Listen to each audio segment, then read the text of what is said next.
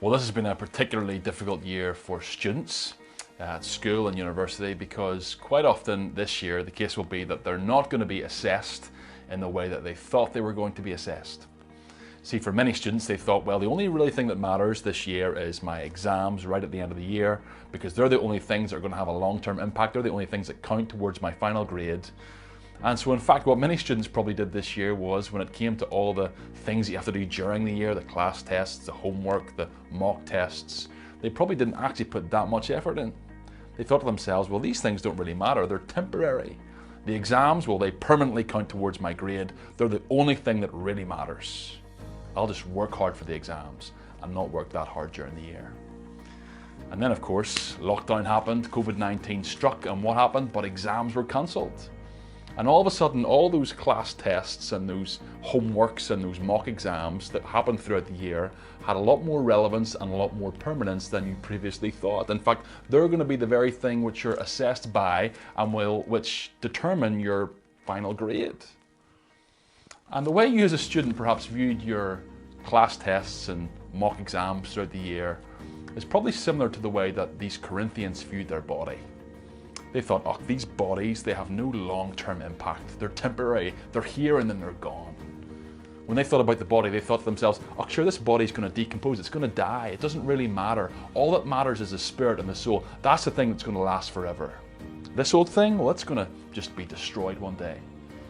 In fact, you might remember the passage that we looked at yesterday, which gave us a little inclination as to how the Corinthians viewed their body in this way. Look what they said in verse 13, food is meant for the stomach and the stomach for food, and God will destroy both one and the other.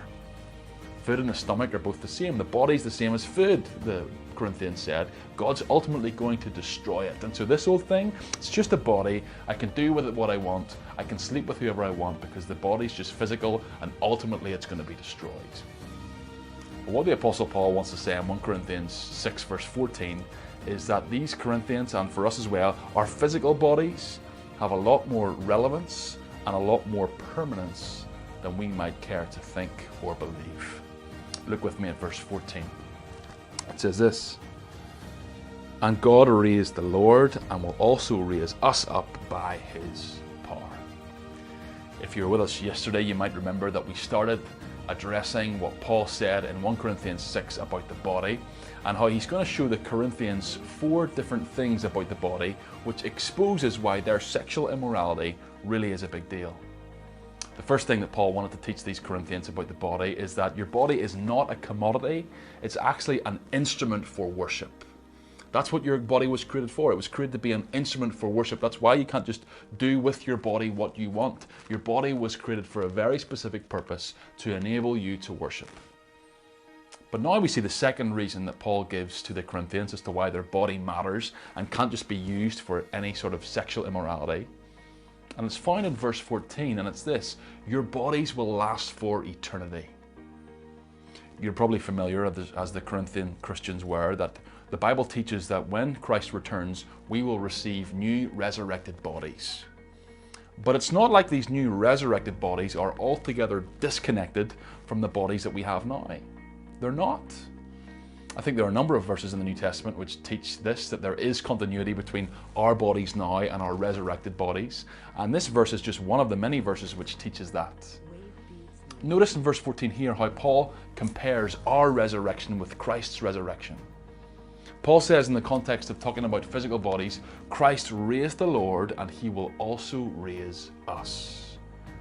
In other words, what Paul is saying is this, or one of the implications at the very least of what Paul's saying is this: Christ had continuity in his post-resurrection body as there was to his pre-resurrection body. And our resurrection is like Christ, and so for us also there will be continuity between our body now and our resurrected body then, because that was true with Christ. People who knew Christ before the crucifixion still recognized him after his resurrection. They were able to see the scars in his hands. And so this is just one of the verses that links our resurrection to Christ's resurrection. You could go to numerous other places, Philippians 3, 20 and 21, or even later on in 1 Corinthians 15, verse 49. You'll see a couple more examples there. But of course we should remember that there is going to be a sense of newness to our resurrected bodies. in that they will be free from any presence of sin, sickness, disease, and disability. They really are, in that sense, new bodies. But Paul says, do not fall into the trap of thinking that your bodies then are completely disconnected to your body now. And so you can't use that as an excuse just to be sexually immoral with your body now. No, your body has far more relevance and far more permanence than you might care to think.